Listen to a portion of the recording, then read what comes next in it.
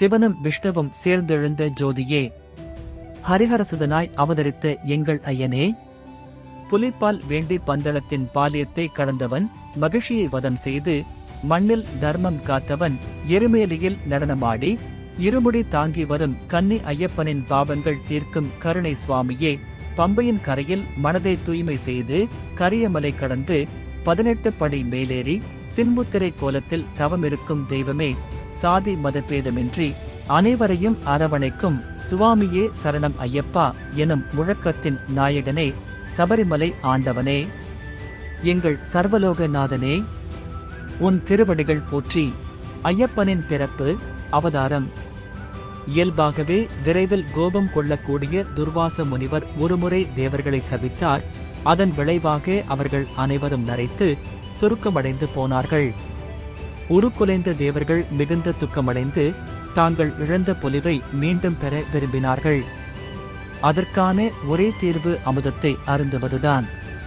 அவர்கள் அமுதத்தை பெறுவதற்கான திட்டங்களை தீட்டுவதற்காக மகாமேருவுக்கு கீழே உள்ள அழகிய பீடபூமியில் ஒன்று திரண்டனர். திருமால் தேவர்களும் அசுரர்களும் ஒன்றிணைந்து திருப்பார்கடலை கடைந்தால் இறுதியில் அமுதம் கிடைக்கும் என்று ஆலோசனை கூறினார். தேவர்களின் பரம எதிரிகளாக இருந்த போதிலும் அமுதத்தை பருகுவதன் மூலம் அமர்த்துவம் அடையலாம் என்ற நம்பிக்கையில் அசுரர்களும் இத்திட்டத்திற்கு ஒப்புக்கொண்டனர். மந்தார மலையை கடைகோலாகவும் நாகங்களின் அரசனான வாசுகியை கடைவதற்குரிய கயிறாகவும் கொண்டு பார்க்கடலை கடையும் பணி தொடங்கியது. வாசுகியின் இரு முனைகளையும் பிடித்துக்கொண்டு தேவர்களும் அசுரர்களும் அயராமல் பல நாட்கள் பணி செய்தனர். இச்செயல்முறையின் போது பல எதிர்பாராத சம்பவங்கள் நடந்தன. ஆனால் அவர்கள் தங்கள் முயற்சியை கைவிடவில்லை. அசைக்க முடியாத உறுதியும் தளராத விடாமுயற்சியும் இறுதியாக பலனளித்தது. தன்வந்திரி கடவுள் கடலிலிருந்து வெளிப்பட்டார். அவர் கைகளில் அமுதம் நிரம்பிய ஒரு வெள்ளை கலசத்தை தாங்கி நின்றார். பேராசை கொண்ட அசுரர்கள் அந்த கலசத்தை கண்டவுடன் அவர்கள் தன்வந்திரியை நோக்கி விரைந்து அவரிடமிருந்து அமிர்த கலசத்தை பறித்துக் கொண்டு பாதாள உலகிற்குள் மறைந்தனர். தேவர்கள் திகைத்து நின்றனர். அவர்கள் ஒன்றும் செய்ய இயலாமல் தங்களை காக்கும் மகா விஷ்ணுவை அணுகினர். அவரும் இந்த சிக்கலில் இருந்து விடுபட ஒரு வழியை கண்டுபிடிப்பதாக உறுதியளித்தார். உடனடியாக அவர் மயக்கும் அழகை கொண்ட ஒரு மோகினி அவதாரத்தை எடுத்து பாதாள உலகிற்கு சென்றார். அங்கே மோகினி அசுரர்கள் அமுதத்தை எவ்வாறு தங்களிடையே பங்கிட்டுக் கொள்வது என்று சண்டையிட்டுக் கொண்டிருப்பதைக் கண்டாள். மோகினியின் வசீகரமான தோற்றத்தாலும் நடத்தையாலும் அசுரர்கள் மயங்கி அவர்கள் அனைவரும் அவள் மீது தங்கள் மனதை பறிகொடுத்தனர். அவர்களில் மிகவும் பொறுமையாக இருப்பவரைத்தான் மணப்பதாக மோகினி முன்மொழிந்தாள். மேலும் தான் அவர்களில் ஒவ்வொருவருக்கும் அமுதத்தை அளிப்பதாகவும் அவள் கூறினாள். அவர்கள் தங்களை கண்களால் கட்டிக்கொள்ள வேண்டும் என்றும் கடைசியாக தன் கண்களை திறக்கும் நபரைத்தான் மணப்பதாகவும் அவள் வாக்குறுதி அளித்தார். தாங்கள் ஏமாற்றப்படுகிறோம் என்பதை அந்த முட்டாள் அசுரர்கள் அறிந்திருக்கவில்லை. அவர்கள் உடனடியாக ஒப்புக்கொண்டு அமுதம் பரிமாறப்படும் தங்கள் முறைக்காக கண்மூடி காத்திருந்தனர். இதற்கிடையில் மோகினி அமுத கலசத்துடன் அங்கிருந்து தேவர்களின் உலகிற்கு மறைந்து போனாள். இழந்த பொலிவை மீண்டும் பெற்று தேவர்கள் மகிழ்ச்சியடைந்தனர். மோகினியின் இந்த சம்பவம் கைலாயத்தின் தலைவரான மகாதேவனின் காதுகளுக்கு எட்டியது. விஷ்ணு மோகினி என்ற மோகமூட்டும் பெண்ணின் வடிவத்தில் எப்படி தோற்றமளித்தார் என்பதைக் காண அவர் ஆவலாக இருந்தார். அவர் மகாவிஷ்ணுவின் இருப்பிடமான வைகுண்டத்தை நோக்கி விரைந்து சென்று தனது ஆழ்ந்த ஆசையை இறைவனிடம் வெளிப்படுத்தினார். விஷ்ணு சிறிது நேரம் புன்னகைத்து விரைவில் மறைந்தார். இறுதியில் அவருக்கும் மோகினிக்கும் இடையில் சேர்க்கைக்கு வழிவகுத்தது. அதன் காரணமாகவே சைவம் வைணவ பெருமையின் தனித்துவமான கலவையாக அளவில்லாத ஒளி பொருந்திய ஒரு குழந்தை பிறந்தது. அக்குழந்தையே ஐயப்பன் என்று அழைக்கப்பட்டது. இவரே தர்மசாஸ்தாவின் அல்லது தாரக பிரம்மத்தின் அவதாரமாவார். தங்கள் இரட்சகர் பிறந்ததைக் கண்டு மனித குலத்தினரும் தேவர்களும் மகிழ்ச்சி அடைந்தனர். ஐயப்பன் பூமிக்கு அவதரித்தல். ஒரு நாள் மகாதேவர் தன் மகனை அழைத்து அவருடைய அவதாரத்தின் நோக்கத்தை பற்றி விளக்கினார். பிரம்மா அளித்த வரத்தின் காரணமாக சிவன் விஷ்ணுவின் சேர்க்கையால் பிறந்தவரால் மட்டுமே அழைக்கப்பட முடியும் என்ற வரத்தை பெற்ற தேவர்களுக்கு எதிராக அனைத்து வகையான அட்டூழியங்களையும் செய்து வந்த மகிஷி என்ற அரக்கியை அழைப்பதே அதன் முக்கிய நோக்கமாகும். சிவன் தர்மசாஸ்தாவை ஒரு குழந்தையாக உருமாற்றினார். அதன் கழுத்தில் ஒரு பொன் மணியை கட்டினார். மேலும் அவரை பந்தளம் என்று அழைக்கப்படும் நாட்டில் புனிதமான பம்பை ஆற்றின் கரையில் விட்டுச் சென்றார். அப்பொழுது தன் குடிகளால் பெரிதும் விரும்பப்பட்ட ராஜசேகரன் என்ற ஒரு பரோபகார மன்னன் பந்தளத்தை ஆண்டு வந்தான். தன் செல்வமும் வீரமும் இருந்த போதிலும் தனக்கு குழந்தைகள் இல்லாததால் அவர் துயருற்றார். ஒரு வாரிசு இல்லாத மன்னன் ராஜ்யத்திலேயே மிகவும் பாதிக்கப்பட்ட நபராக திகழ்வார். அரச தம்பதியினர் செய்த நன்கொடை செயல்களும் பிரார்த்தனைகளும் பயனற்று போயின. ஒரு நாள் மன்னன் பம்பை ஆற்றின் கரையில் உள்ள காட்டில் வேட்டையாடும் அரசு விளையாட்டில் ஈடுபட்டிருந்தார். ஒரு சோர்வான வேட்டைக்கு பிறகு களைப்படைந்த அவர் ஓய்வுக்காக ஏங்கினார். தான் தனியாக இருக்க வேண்டும் என்று அவர் உணர்ந்தார். எனவே அவர் தன் பரிவாரங்களை விட்டு விலகி ஒரு மரத்தின் நிழலில் சாய்ந்தார். பம்பையின் குளிர்ந்த தெளிந்த நீருடன் வீசிய மெல்லிய காற்று சோர்வுற்ற மன்னனை தடவிக் கொடுக்க அவர் மெதுவாக சிறு தூக்கத்தில் ஆழ்ந்தார். அப்போது நம்ப முடியாத விதமாக அருகில் இருந்து அடர்ந்த காட்டிலிருந்து ஒரு குழந்தையின் அழுகுரலை அவர் கேட்டார். உடனடியாக அவர் அந்த குரல் வந்த இடத்தை நோக்கிச் சென்றார். அவருக்கு மிகுந்த ஆச்சரியமாக பம்பையின் கரையில் ஒரு பாறையில் அனாதையாக கிடந்த ஒரு குழந்தை காணப்பட்டது. அக்குழந்தை மிகவும் அழகாக இருந்ததுடன் அதைச் சுற்றிலும் ஒரு பிரகாசம் ஒளிர்ந்து கொண்டிருந்தது. குழந்தையை கண்டவுடன் மன்னனுக்குள்ளே தந்தை பாசம் தோன்றியது. மேலும் அக்குழந்தையை தன் சொந்தமாக்கிக் கொள்ள அவர் ஏங்கினார். ஆனால் ஒரு வினாடி யோசித்த பின் அதன் பெற்றோரை பற்றியோ அல்லது வம்சாவளியை பற்றியோ எதுவும் தெரியாததால் அவர் தயங்கினார். என்ன செய்வது என்று தெரியாமல் அவர் தவித்தார். அப்பொழுது ஒரு வயதான பிராமணர் அவரிடம் வருவதைக் கண்டார். அக்குழந்தையை தன்னுடன் அரண்மனைக்கு அழைத்துச் சென்று தன்னுடைய வாரிசாக பார்த்துக் கொள்ளும்படி அவர் மன்னருக்கு அறிவுறுத்தினார். அக்குழந்தை உயர்குலத்தில் பிறந்தவர் என்றும் அவர் 12 ஆண்டுகளுக்கு பிறகு தன் அடையாளத்தை வெளிப்படுத்துவார் என்றும் அந்த பிராமணர் உறுதிபட கூறினார். மேலும் தாமதிக்காமல் அந்த பிராமணர் மறைந்து போனார். மன்னன் எல்லையில்லா மகிழ்ச்சி அடைந்து உடனடியாக குழந்தையுடன் அரண்மனைக்கு திரும்பினார். அந்த குழந்தையின் கழுத்தில் ஒரு சிறிய மணி கட்டப்பட்டிருந்ததால் அவருக்கு மணிகண்டன் என்று பெயரிடப்பட்டது. மணிகண்டன் அரச தம்பதியரின் கண்ணின் மணியாக இருந்தார். அவர் அரண்மனையில் ஆடம்பரத்துடனும் மகிழ்ச்சியுடனும் வளர்ந்தார். ஒரு சத்திரிய இளவரசனுக்கு உரிய அனைத்து சடங்குகளும் உரிய நேரத்தில் அவருக்காகச் செய்யப்பட்டன. அவர் அரச குருவிடம் கல்வி பயின்றார். விந்தையாக 41 நாட்களுக்குள் அவர் அனைத்து துறைகளிலும், குறிப்பாக ஆயுதங்களை பயன்படுத்துவதிலும் குதிரை சவாரி செய்வதிலும் திறமை மிக்கவராக தன்னை நிரூபித்தார். மணிகண்டன் வெளிப்படுத்திய ஒப்பிட முடியாத திறமையினாலும் அசாதாரண அறிவாற்றலினாலும் தன்னுடைய சீடன் சாதாரண மனிதன் அல்ல, தெய்வீக சக்திகள் கொண்ட ஒருவன் என்பதை அவருடைய குரு உணர்ந்து கொண்டார். அந்த ஆச்சாரியருக்கு ஒரு மகன் இருந்தார். அவர் காது கேளாதவராகவும் ஊமையாகவும் இருந்ததுடன் குருடாகவும் இருந்தார். மணிகண்டனால் நிச்சயமாக தன் மகனின் உடல் குறைபாடுகளை குணப்படுத்த முடியும் என்று ஆச்சாரியர் நம்பினார். அதன்படி குரு தட்சணை செலுத்த வேண்டிய முக்கியமான நேரம் வந்தபோது ஆச்சாரியர் தனது விருப்பத்தை சீடனிடம் வெளிப்படுத்தினார். மணிகண்டன் தயக்கமின்றி தன் குருவின் வேண்டுகோளை நிறைவேற்றினார். ஆனால் அதை 12 ஆண்டுகள் வரையிலாவது இரகசியமாக வைத்திருக்குமாறு அவரை கேட்டுக்கொண்டார். தன் கல்வியை முடித்து மணிகண்டன் அரண்மனைக்கு திரும்பினார். இதற்கிடையில் ராணி ஒரு மகனை பெற்றெடுத்திருந்தார். ஆனால் அக்குழந்தையின் பிறப்பு மன்னன் மற்றும் ராணிக்கு மணிகண்டன் மீது இருந்த அன்பு மற்றும் கவனிப்பில் எந்த வேறுபாட்டையும் ஏற்படுத்தவில்லை. 2 குழந்தைகளும் சகோதரர்களாக ஒன்றாக வாழ்ந்தனர். இவ்வாறாக 12 ஆண்டுகள் கழிந்தன. நீதிக்கும் நேர்மைக்கும் பெயர் பெற்ற மன்னன் மணிகண்டனை தன் வாரிசாக பட்டம் சூட்ட விரும்பினார். அவர் திவானை, மந்திரியை அழைத்து முடிசூட்டு விழாவிற்கு உடனடியாக ஏற்பாடு செய்யுமாறு அறிவுறுத்தினார். அந்த திவான் பேராசையும் வஞ்சகமும் கொண்டவன். உண்மையில் மன்னனின் மறைவுக்குப் பிறகு அரியணையில் அமர வேண்டும் என்ற ஆசையை அவன் வளர்த்து வந்தான். மணிகண்டனை வாரிசாக பட்டம் சூட்டுவது நிச்சயமாக அவனுடைய திட்டத்தை தடுத்து நிறுத்தும். எப்படியாவது மணிகண்டனை அகற்றுவது என்று அவன் முடிவு செய்தான். அவன் மணிகண்டனின் உயிருக்கு எதிராக சில இரகசிய முயற்சிகளை செய்தான். ஆனால் அவை தோல்வியடைந்தன. இறுதியாக அவனுக்கு ஒரு திட்டம் தோன்றியது. ராணியின் தாய்மையுணர்வை பயன்படுத்தி விளையாட முடிவு செய்தான். இராமாயணத்தின் மந்தரகேகேயி சம்பவம் மீண்டும் அரங்கேறியது. வளர்ப்பு மகனான மணிகண்டனை வாரிசாக பட்டம் சூட்டுவதன் மூலம் மன்னன் தன் சொந்த மகனின் நியாயமான உரிமையை தடுத்து நிறுத்துகிறார் என்று அவளிடம் கூறி ராணியை தன் பக்கம் இழுத்துக் கொண்டான்.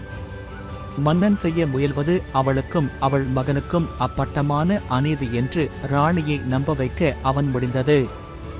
இவ்வாறு மணிகண்டனை தீர்த்து கட்ட ஒரு சதித்திட்டம் தீட்டப்பட்டது. ராணிக்கு கடுமையான தலைவலி இருப்பதாக குறை கூறினார். ராணிக்கு சிகிச்சை அளிக்க பல புகழ்பெற்ற மருத்துவர்கள் வரவழைக்கப்பட்டனர். ஆனால் நடித்த நோயை மருந்துகளால் எப்படி குணப்படுத்த முடியும்?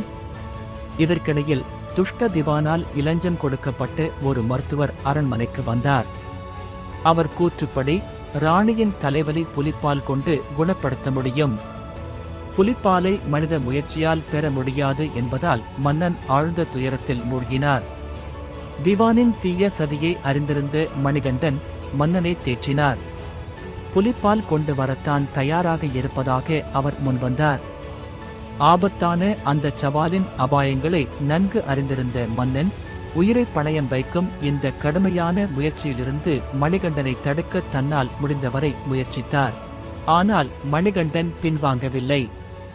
அவருடைய பிடிவாதம் தீவிரமாக இருந்ததால் மன்னன் கடைசியில் ஆபத்தான பயணத்திற்கு சம்மதம் கொடுக்க வேண்டியதாயிற்று. மன்னன் தன் துயரத்தை தாங்க முடியாமல் மணிகண்டன் காட்டுக்கு பயணம் செய்வதற்கு தயாரானார். அவர் இரட்டை பைகள் கொண்ட ஒரு துணிப்பையை தயாரித்து ஒரு பையில் ஒரு தேங்காயையும் மற்றொன்றில் சில உணவுப் பொருட்களையும் நிரப்பினார். 3 கண்களை கொண்ட தேங்காய் மன்னனின் குலதெய்வமான பரமேஸ்வரனை சிவன் குறித்தது.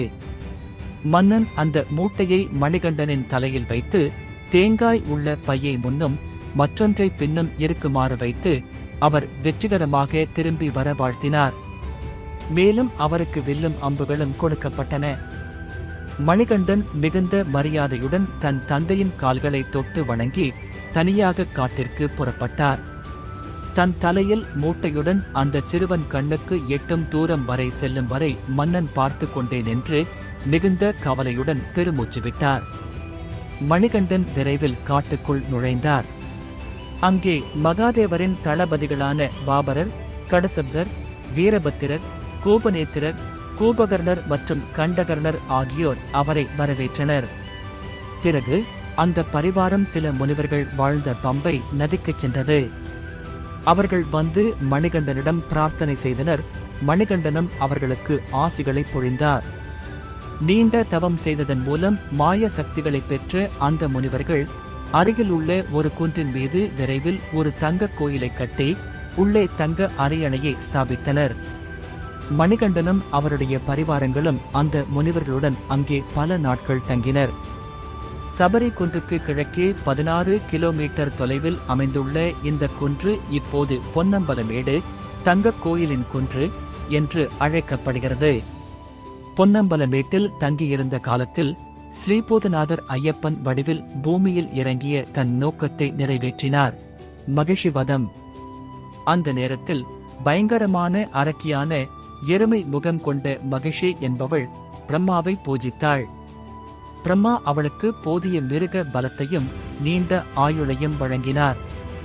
அதன் காரணமாக அவள் தேவேந்திரனின் அரியணையை கைப்பற்றினாள். மேலும் தேவலோகத்தில் அட்டூழியங்களை செய்து வந்தாள்.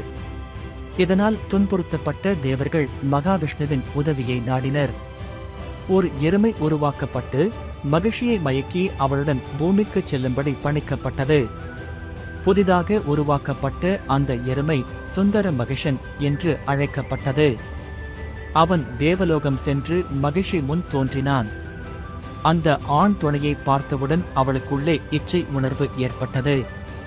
தன்னை மறந்து தன் கணவனுடன் உலக இன்பங்களை அனுபவிக்க ஆரம்பித்தாள். தேவேந்திரன் இழந்து தன் அரியணையை திரும்ப பெற்றார். மேலும் தேவர்களும் அந்த அரக்கனை பற்றிய பயத்திலிருந்து விடுபட்டனர். ஆனால் அவர்கள் திருப்தி அடையவில்லை. அவள் தேவலோகத்திற்கு திரும்பி வந்து தன்னுடைய துன்புறுத்தும் குறும்புகளை மீண்டும் தொடங்குவாளோ என்று அவர்கள் அஞ்சினார்கள். எனவே அவர்கள் அந்த அரக்கியை அழைக்கும்படி சிவனிடம் பிரார்த்தனை செய்தனர். பிரம்மா அவளுக்கு வரம் அளிக்கும் போது அவளுக்கு உடல் அழியாமையை, அமரத்துவத்தை வழங்கவில்லை. சிவன் மற்றும் விஷ்ணுவின் சேர்க்கைக்கு பிறந்த ஒருவனால் மட்டுமே தான் கொல்லப்படுவாள் என்பதை அவள் அறிந்திருந்தாள். 2 ஆண்களுக்கு ஒரு குழந்தை பிறப்பது சாத்தியமற்றது என்று மகிஷி கருதியதால் தன் வாழ்வியல் முடிவை குறித்து அவள் சிறிதும் பயப்படவில்லை. மகிஷியை கொல்வதே ஐயப்பனின் பிறப்பின் முக்கிய நோக்கமாக இருந்தது. அவ்வாறாக இறைவன் தன் வாழ்வியல் நோக்கத்தை நிறைவேற்றுவதில் தாமதிக்க விரும்பவில்லை. அவர் அழுதா நதிக்கரையில் அந்த அரக்கியை சந்தித்தார். பயங்கரமான அந்த அரக்கி இறைவனை உக்கிரமாக தாக்கினாள். ஒரு பயங்கரமான சண்டை நடந்தது. கடைசியாக அவர் மகிஷியின் கொம்புகளை பிடித்து சுழற்றி தரையில் வீசினார்.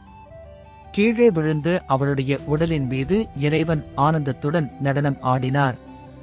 தேவர்கள் மகிழ்ந்து இறைவனை போற்றி பாடல்களை பாடினர். தீமையின் மீது தர்மம் வெற்றி பெற்றது. மும்மூர்த்திகளான பிரம்மா, விஷ்ணு, சிவன் மூவரும் கூட அந்த மகத்தான நிகழ்வை காண பூமிக்கு வந்தனர். மகாதேவர் தன் வாகனமான காளை மாட்டை கட்டிய இடம் இப்போது காலகெட்டி என்று அறியப்படுகிறது. மகிஷியின் மரணம் உண்மையில் அவளுக்கு ஒரு மறைமுகமான ஆசீர்வாதமாக இருந்தது. அவள் உண்மையில் எருமை முகத்துடன் பிறக்க சபிக்கப்பட்டு ஒரு தேவலோக அழகி ஆவாள். இப்போது அவள் சாபத்திலிருந்து விடுபட்டதால் அவள் தன் அசல் அழகான வடிவத்தை அடைந்து ஐயப்பனை வணங்கினாள். மேலும் தன்னுடைய மனைவியாக தன்னை ஏற்றுக்கொள்ளும்படி அவள் இறைவனிடம் தன் விருப்பத்தை வெளிப்படுத்தினாள். ஆனால் பிரம்மச்சாரியாக இருக்கும் ஐயப்பன் அதற்கு இணங்க மறுத்துவிட்டார். ஆனாலும் இது அவள் மீதான அவருடைய மதிப்பை சிறிதும் குறைக்கவில்லை.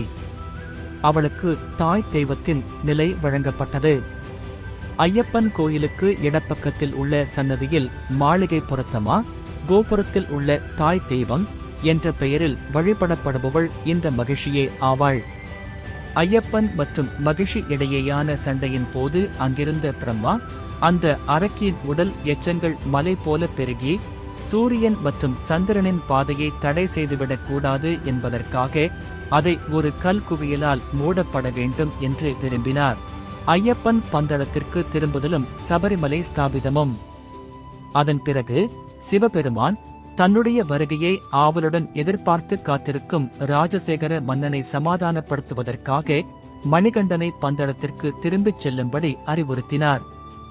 அதன்படி மணிகண்டன் பந்தளத்திற்கு திரும்பும் பயணத்தை தொடங்கினார். தான் சவாரி செய்வதற்காக ஒரு மூர்க்கமான புலியின் வடிவத்தை எடுக்கும்படி தேவேந்திரனை அழைத்தார் மணிகண்டன்.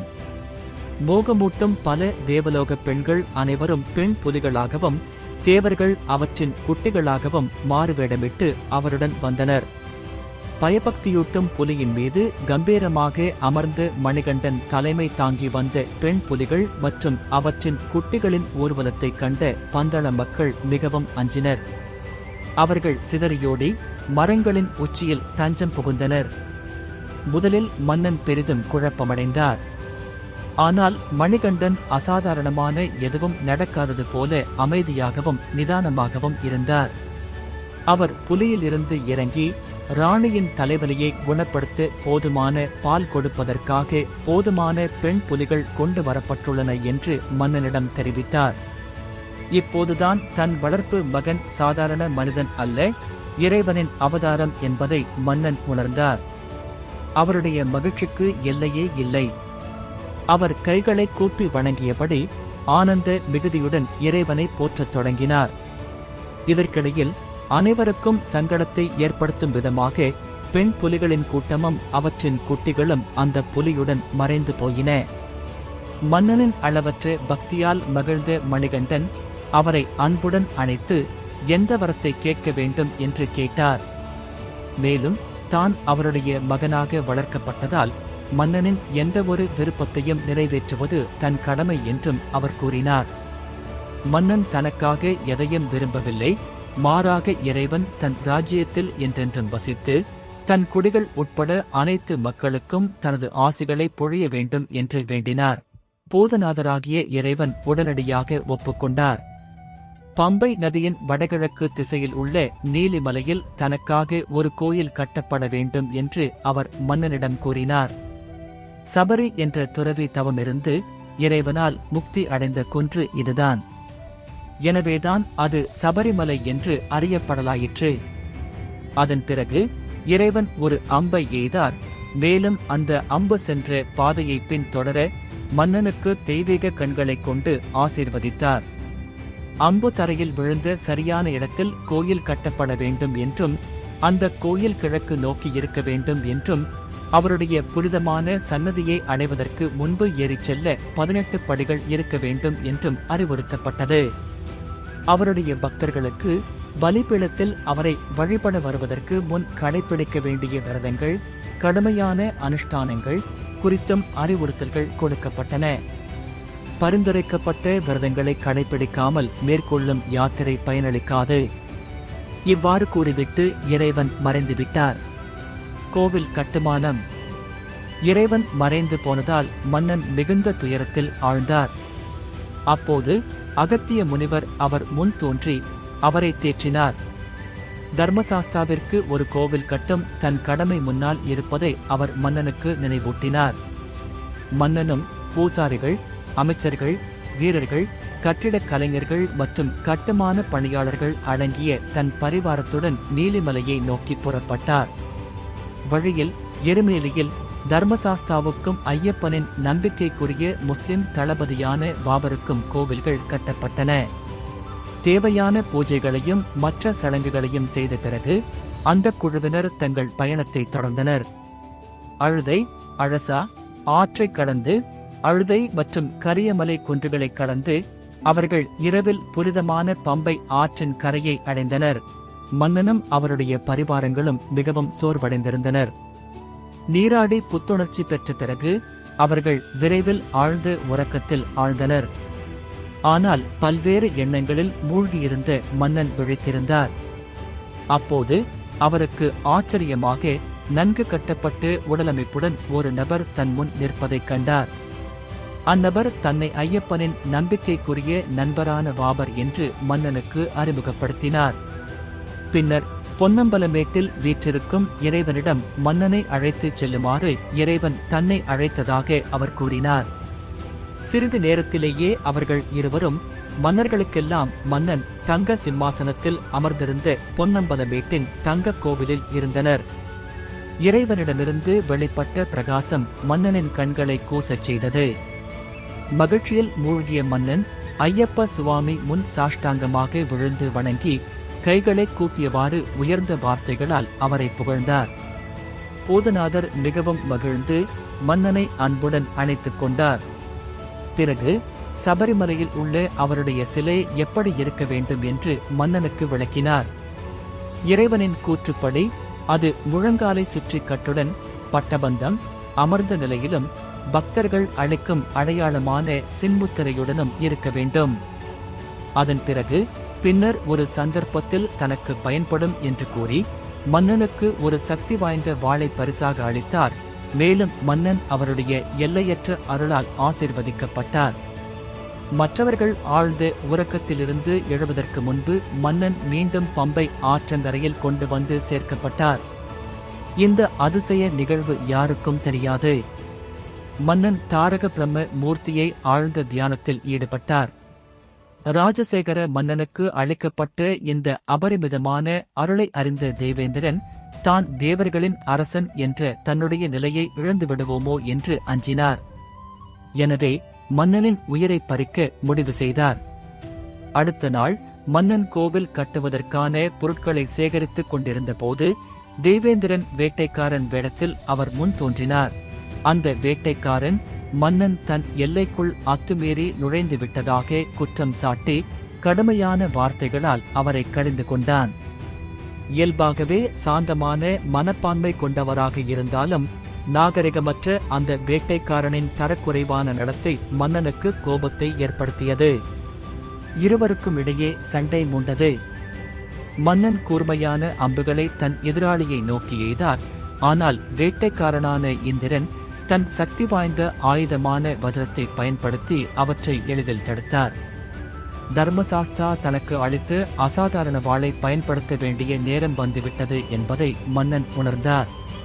அதன் அற்புதமான சக்தியை அவர் வெளிப்படுத்த தாமதிக்கவில்லை. அந்த வாள் வேட்டைக்காரனை நோக்கி ஏவப்பட்டவுடன் அது பிரகாசமடைந்து உயிரை காப்பாற்ற பயந்து ஓடிய எதிராளியை நோக்கி பாய்ந்தது. அவன் இறைவனின் பாதங்களில் தஞ்சமடைந்தான். ஆனால் இறைவன் இந்திரனை ராஜசேகர மன்னனிடம் திரும்பிச் சென்று மன்னிப்பு கேட்கும்படி பணித்தார். தேவேந்திரன் உடனே வந்து மன்னனின் கால்களில் விழுந்து தன்னுடைய கருணைக்காக கெஞ்சினான். இந்திரன் தன்னுடைய அடையாளத்தையும் இந்த தவறை செய்ய தன்னை தூண்டியது என்ன என்பதையும் மன்னனிடம் வெளிப்படுத்தினான். உலக இன்பங்களில் ஆசையில்லாத மன்னன் உடனே அவனை மன்னித்தார். தேவேந்திரன் வெட்கமடைந்து மன்னனின் பெருந்தன்மையை பாராட்டினார். ஸ்ரீபோதநாதருக்கான வசிப்பிடத்தை கட்ட அரச கட்டிட கலைஞரான விஸ்வகர்மாவின் சேவையை மன்னனுக்கு அவர் வழங்கினார். அதன்படி விஸ்வகர்மாவின் வழிகாட்டுதல் மற்றும் மேற்பார்வையின் கீழ் நியமிக்கப்பட்ட இடத்தில் கோவில் கட்டப்பட்டது. அடுத்து செய்ய வேண்டியது சிலையை செதுக்கி பிரதிஷ்டை செய்வதுதான். திடீரென்று சில தர்மசாஸ்தா சிலைகளுடன் ஒரு சிற்பி மன்னனை அணுகினார். அவர் வேறு யாருமல்ல, பரசுராமரே ஆவார். இந்த சிலைகளில் இறைவன் தானே பரிந்துரைத்தபடி பட்டபந்தம் மற்றும் சின்முத்திரையுடன் கூடிய ஒரு சிலையை கண்டார் மன்னன். இயல்பாகவே அது பிரதிஷ்டைக்காக தேர்ந்தெடுக்கப்பட்டது. பரசுராமரே மங்களகரமான மகர சங்கராந்தி நாளில் பொருத்தமான சடங்குகள் மற்றும் விழாக்களுடன் அந்த சிலையை பிரதிஷ்டை செய்தார். இளம் மற்றும் துறவு கோலமுடைய கடவுளான தர்மசாஸ்தா அல்லது தாரக பிரம்மத்தின் இருப்பிடமான சபரிமலை எக்காலத்திலும் அனைத்து சாதியினர், பிரிவினர் மற்றும் நம்பிக்கைகளை சேர்ந்த இலட்சக்கணக்கான பக்தர்களை தன்னை நோக்கி ஈர்க்கும் ஒரு காந்தமாக இருந்து வருகிறது. கடுமையான அனுஷ்டானங்களை கடைபிடிக்க வேண்டியிருந்தாலும், ஆபத்தான பாதையில் பயணிக்க வேண்டியிருந்தாலும், சபரிமலைக்கான யாத்திரையானது பூமி மீதான தங்கள் பயணம் மதிப்புமிக்கதாகவும் மற்றும் அர்த்தமுள்ளதாகவும் ஆக்கும் ஒரு குறிப்பிடத்தக்க நிகழ்வாக விசுவாசிகளால் கருதப்படுகிறது. இது தனிப்பட்ட ஆன்மா பேரின்பம் மற்றும் முக்தி நிலையை கொண்ட இடத்திற்கான முன்னோக்கிய பயணத்தில் மேற்கொள்ளும் போராட்டத்தின் ஒரு குறியீடாகும். தாரக பிரம்மம் என்பவர் மனித குலத்திற்கு சம்சார கடலை, உலகப்பற்று கடக்க உதவும் ஒருவர் ஆவார். இப்போதெல்லாம் பழமையான மரபுகளும் பழக்க வழக்கங்களும் நவீனத்துவத்தின் தேவைகளுடன் சமரசம் செய்து கொள்கின்றன. ஆனால் சபரிமலை கோவில் மட்டுமே நம்முடைய மாறிவரும் வாழ்க்கை முறையை தாங்கிக் கொள்ளும் நம் கலாச்சாரத்தின் காவலனாக என்றும் நிலைத்திருக்கிறது. கோயிலின் வாழ்க்கை ஒவ்வொரு பருவமும் கொண்டு வரும் திருவிழாக்களைக் கொண்டு அதன் சுழற்சியுடன் எப்போதும் போலவே தொடர்கிறது. ஒரு பக்திமிக்க பக்தர் உலகியல் மட்டத்தில் அன்றாட வழக்கத்தின் சிறிய சுழற்சியில் மூழ்கியிருந்தாலும் பெரிய சுழற்சியின் ஒரு பகுதியாக இருப்பதில் எப்போதும் விழிப்புணர்வுடன் இருக்கிறார். சுவாமியே சரணம் ஐயப்பா. இந்த வீடியோவை உங்கள் குடும்ப உறுப்பினர்கள் மற்றும் நண்பர்களுக்கு ஷேர் செய்யுங்கள். உங்கள் கருத்துக்களை கமெண்டில் பதிவு செய்யுங்கள். நல்லதே நடக்கும். நன்றி.